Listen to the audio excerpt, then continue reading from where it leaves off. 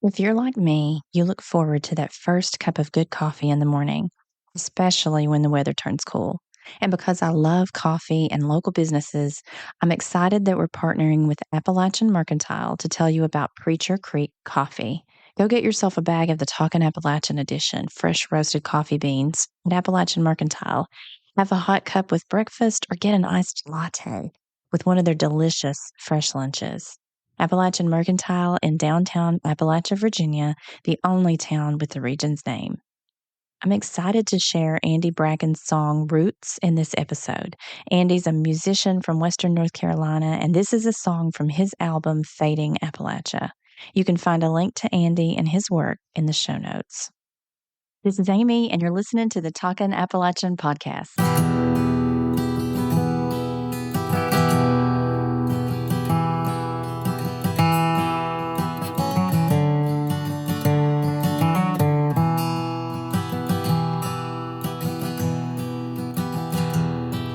That big red oak up on the hill, he's got roots that sure run deep. Never be ashamed of who you are when you open your mouth to speak. You sound like burley tobacco, scuffed up Irish settlers, and patched up pointer old Hillbilly, redneck, trailer trash, white trash. Now that I have your attention, these are some of the words that have been used to describe the people of Appalachia. Words that you might hear in jokes, words that you might have even heard some people owning proudly. You might have heard them in country music songs. In election seasons, and particularly this election season, with a vice presidential candidate who's claiming Appalachian heritage and used the word hillbilly in his memoir, it seemed like a good time to dive into these words to unpack their histories and meanings. This episode began about the origins of the word hillbilly, but as I got into the research, I realized you can't really talk about hillbilly without other somewhat loaded words like redneck and white trash. And if you're not from here, you might use them interchangeably, as if they all mean the same thing. But if you're from a part of this region, you know they don't have the same meanings. These are complicated words because they have different definitions depending on who you talk to. And that means they're loaded with all of these subjective meanings. So I'm going to start with redneck because we're coming up on Labor Day, and the Appalachian coal fields are significant when we think about the roots of labor movement in this country. In late August to early September of 1921, some 10,000 striking miners marched to Mingo County, West Virginia, in what is known as the Battle of Blair Mountain, and this is where the 20th century version of redneck comes from. But before I tell you more about that, let's go back in time for a little more context. Appalachia was industrialized in the late 19th century when coal prospectors from the north discovered that our mountains were full of coal seams, black gold. They bought up land, and that's another story because they used unscrupulous practices basically to steal a lot of people's land that had been in their family for generations. They built railroads and they created coal towns along those rail lines in which every miner's house looked the same. And you can still see remnants of these coal towns, and the houses, they've been modified by the people who live there over time, but you can still tell that they were the coal houses because structurally they all look very much alike. These coal towns were self-contained. Everything you needed was there. Schools, movie theaters, hospitals, the general store. I've talked to people that grew up in coal towns that said in a lot of ways it was great, particularly to be a kid there because you had everything that you needed. And it was all owned by the company. But in early days, miners were paid in scrip, which was worthless outside the company town, and so they basically traded scrip for what they needed at the company store. And most of the time they stayed in debt to that company store. Miners began to organize as a result of unsafe working conditions. They never knew when a roof fall or an explosion might take them out. And if a miner was killed, his wife and family were evicted from that home so another miner could move in, and they were evicted immediately. They were also paid by the weight of the coal they dug, and company scales, of course, were calibrated in the company's favor. They were not fair. To keep unions out, the companies hired what came to be known as gun thugs to keep miners in check. Organizing could be deadly, and companies famously hired men from the Pinkerton Detective Agency to root out these organizers. Listen to miner Herbert talk about gun thugs in a 1974 interview, courtesy of Appalachia and the Appalachia Archive. My name is Herbert Grills, and I was born at Aegis, Kentucky, at the Brookside Mines, about a mile where the strike is going on right now. I'm 56-year-old, and I've lived in Harlan County for 56 years. I worked 26 years in the coal mines. I worked for the Harlan Wallens Coal Corporation, and I know what it's like to be a coal miner in Harlan County. And that is one of the reasons in 1931, and that's what they call the Battle of Everett, where the Union and coal operator and gun thugs had what is known as the Battle at Everett, where there was several Union men killed and a whole lot of gun thugs was killed. And then we had several good Union brothers that had to go to the penitentiary for this killing. And then in the late 1930s, we was out on another strike, and when they sent the National Guards, at that time Governor Happy Chandler, but we still won our contract with the gun thugs and the National Guard. And in 1941, they had what was known was the Union Battle at Crummies Creek, Kentucky, where 5 Union brothers was shot to death by gun thugs. We never did know exactly how many gun thugs was killed in that battle, because the coal operators and the gun thugs would always do like the Viet Cong and the North Vietnamese. They'd always hide the dead and never did give no death count. Talking about gun thugs and how the gun thugs was paid. Well, today the United Mine Workers has a royalty of so much per ton that goes in there to give the miners a pension and their welfare card, hospital card. Well, and back in the 1930s on up, they had each coal operator paid so much royalties in to the Harlan County Coal Operators Association, or to a club or something like that, which was took and used to hire gun thugs for each coal mining camp. At each one of the mines worked like I worked for Harlan Wallens, which owned 5 coal mines. And they had anywhere from 3 to 4 on up to as high as sometimes 10 gun thugs at each one of those mines. In those days, if a stranger come to town, if they thought that somebody's in trying to organize the union, well, they was either kicked out or take one of these bank belts and give them a good whipping. And then if they thought they was organized, a lot of times they would be killed. So that is a part of what where Harlan County got its name as Bloody Harlan. And this is 1941. Well, we went ahead and we won this battle. The governor and the United Mine Workers and the coal operators, they had made a truce that the coal operators would not try to put no scabs to work at their mines, and the union, they accepted this agreement and agreed to not have no pickets. And it went ahead and the contract was signed. And we didn't have too much more trouble, only when they go to sign a national contract in the late 1940s on up in the early 50s, sometimes we'd be out 3 or 4 months getting a national contract signed. In the middle and late 50s, when the coal slump, when they couldn't sell the coal, when they went to importing oil from these other oil countries over here, that's when they went to trying to bust the union, and which in District 19 was successful because the UMWA president and field representative and all of them, they worked right into the coal operators' hand. And that's one thing that tore down the union that all of us old coal miners built in District 19. And so then we started, had what they called was the roving pickets. And that was going all over eastern Kentucky, striking mines and trying to get them to quit signing sweetheart contracts and so on and so forth. And like the coal operator would sign a contract in the district, their international union at that time, they didn't care if you made $4, $5, or $6 a day.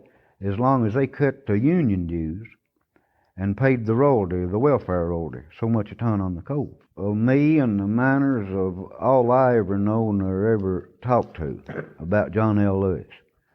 He was just like a king or a god to the most of us, and still is to most people, and is with me, with one exception. I believe in the last years of John L. Lewis's life, I think he made some mistakes, but in other words, I think he swapped the manpower, like the pick and shovel days, for machinery to go in there and take the coal miners' jobs in there, you know, when that was the reason that was helping them to help the coal operators to bust the union, because the men got to needing to work, and there's no work, no demand or nothing, and that's the reason there's having a lot of people having to work from anywhere from $4, $5, and $6 a day at these little old dog hole mines around all over Harlan County and other countries to try to make a living for their family.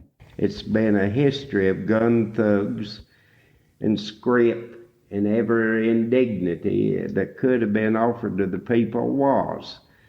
The same way as in Harlan. The county that I went to public school in Mingo County, West Virginia, was ruled by the boss of Logan County for a long time, a sheriff, Don Chapin, who collected a form of royalty to hire gun thugs from all over the country. He did this.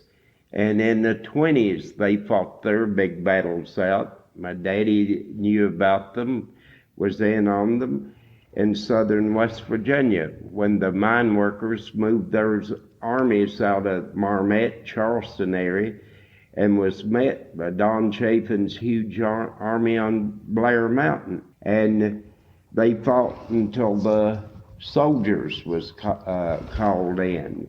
And it was a long, bloody fight. And they've used that to beat poor people and the miners all along, and that's all we've known. That's what has built us up for the present things we'll accept, like strip mining, let them come in to destroy our hills, our creeks, our rivers. And they do this in all sections of Appalachia. All we've known, all our daddies knew, and granddaddies has been things like gun thugs and people trying to keep people from being organized. They never have the decency to let up, and the sure death through black lung or sure death through slate falls and other form of ways that a man could get killed inside a coal mine. We don't have that choice. Poverty is what the coal companies has brought to Appalachia. It's brought it to Harlan County. It's brought it everywhere in Appalachia. And poverty has a lot of faces. It means a lot of things. And one of them's a poverty of choice. Herbert and John Tiller didn't have any choice when we went to coal mine. We had to go or work in a filling station or some job that wouldn't pay us enough to live on at that time, or leave. And we've got nowhere to go. This is our home. And there's the same story, what Herbert says, they never quit punishing you. Our children, if they don't want to be coal miners, they have to leave the area. Herbert Grill's family poor, John Tiller's family poor, so we'll always have that no choice but to be coal miners. And another thing maybe that would be interested about people, the reason they come to Harlan County and Appalachia, our old ancestors that settled in this country, in the Appalachian, they was getting away from the city and bright light and come in here and settled. And if they didn't know it at the time, but they settled, and the Appalachia hits one of the richest lands on this earth, anywhere. Well, them being uneducated then, and then years after, they settled in here. Here come these absentee people then, like Duke Power, the Rockefellers, and all of them, and they stole their land, the coal rights and land and timber away for about 50 cents to $1 an acre. And then they, in other words, this took their lands. They robbed them of nothing. People in Appalachia and in Harlan County is still being treated worse than dogs. West Virginia author Denise Giardina wrote a historical novel influenced by the events of this time called Storming Heaven. And she collected oral histories from miners for her research. One of the most horrifying stories she heard, and this is a warning because it's very violent, was about a black miner suspected of organizing who was thrown alive into a furnace in front of his fellow miners to make an example of him. She wrote that scene into the book. The miner who witnessed the man's murder told her that he started singing once he knew he was going to die, and he kept singing until he died. So you can imagine how important it was for the union miners to stay secret until they were ready to go on strike as a group. One of the ways they called out the miners was by pulling a red bandana out of their pockets and tying it around their necks. It was a way of identifying themselves as union when the time came. But people who were anti-union would also call these men Bolsheviks and communists. So red also became synonymous with communism and socialism among those who were aligned with the company. These miners literally went to war against the company, police, militias, and eventually federal troops. And while that particular battle didn't end in their favor, it ignited more people to fight for fair pay and safe working environments all across the United States. We're so far removed from those early days now. Labor Day is synonymous with cookouts and that last day on the lake and a day off from work. I don't even think many kids know what it's about. But please take the opportunity to tell them, especially if your kids are from Appalachia. If you work and you enjoy equal pay in a safe working environment, remember that people fought and died for fair labor practices. They're still fighting for that. And that's why we take a day to remember them. No matter where you roam, you'll never be that far. They'll all tell you that it's wrong, holding on to yesterday. But you just keep a good firm grip on those ancient tones and ways.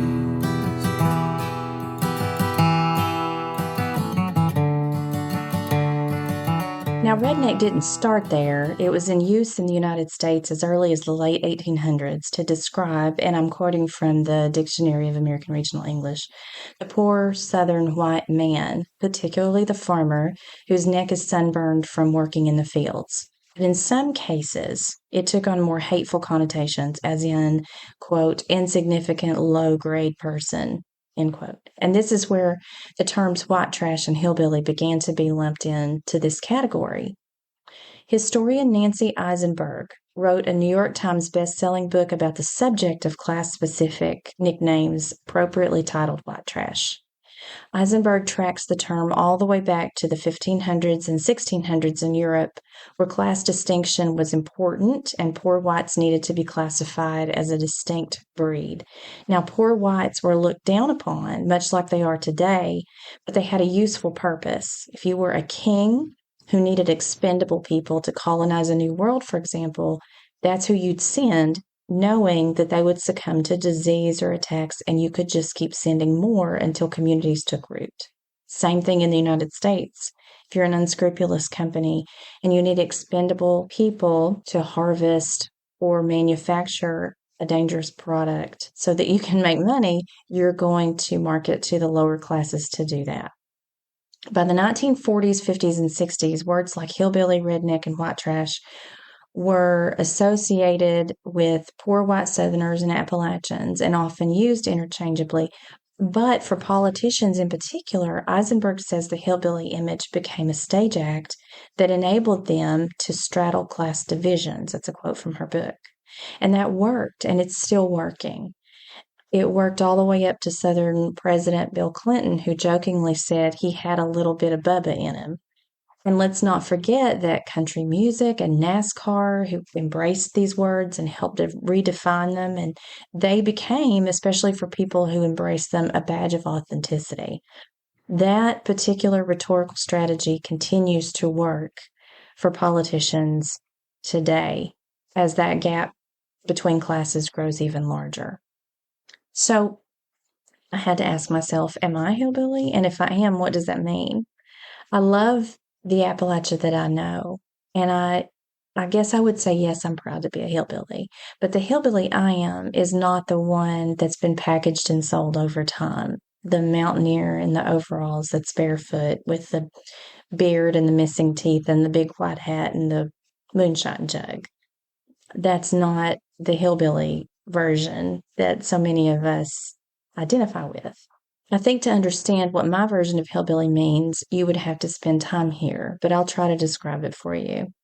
It means walking into a feed store, a hair salon, a bank, and listen to how people who know each other say hello and goodbye.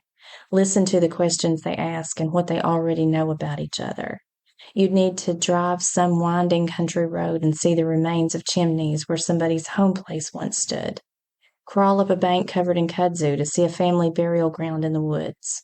You'd need to get in a kayak or a john boat and float down the Powell River and pull a few red-eye out of the water and wave to somebody on their front porch as you drift by. You'd need to learn how to break beans, hoe some tobacco, sit around a molasses pan. You'd need to hear a funeral preached, watch people nod their heads, clap their hands to a cappella hymns. And that's just the beginning of what I think it means to me. You can listen to just about any episode of this podcast, and I think you would get even more of a picture of what that means to me.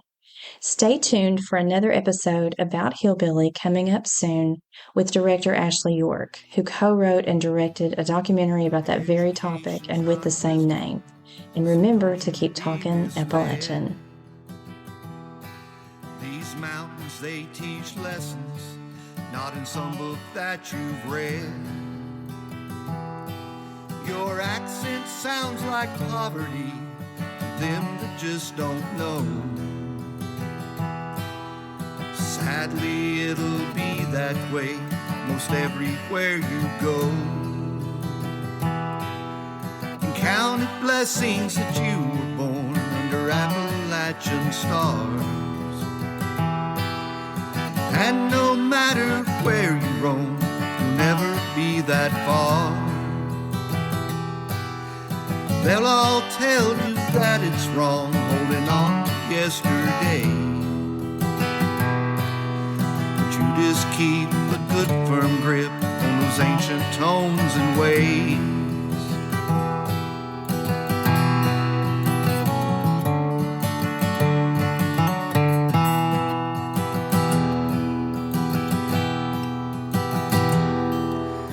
Chimney smoke drifts down the holler, slowly fades away. Long forgotten traditions in old halos of gray. Moonshine steals and fallen leaves in the frosty glow of morn. Never be ashamed of these old hills, the place where you were born. Counted blessings that you were born under Appalachian stars. And no matter where you roam, you'll never be that far. They'll all tell you that it's wrong, holding on to yesterday. But you just keep a good firm grip on those ancient tones and ways. Just keep a good firm grip on those ancient tones and ways.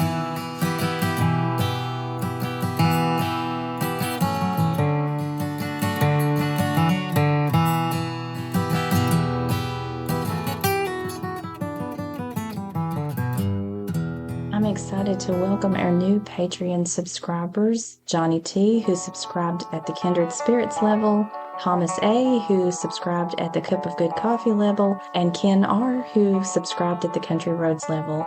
Welcome all three of you, and I look forward to sharing some exclusive content. If you'd like to support the podcast, come on over to Patreon and become a subscriber, and you'll enjoy all those perks.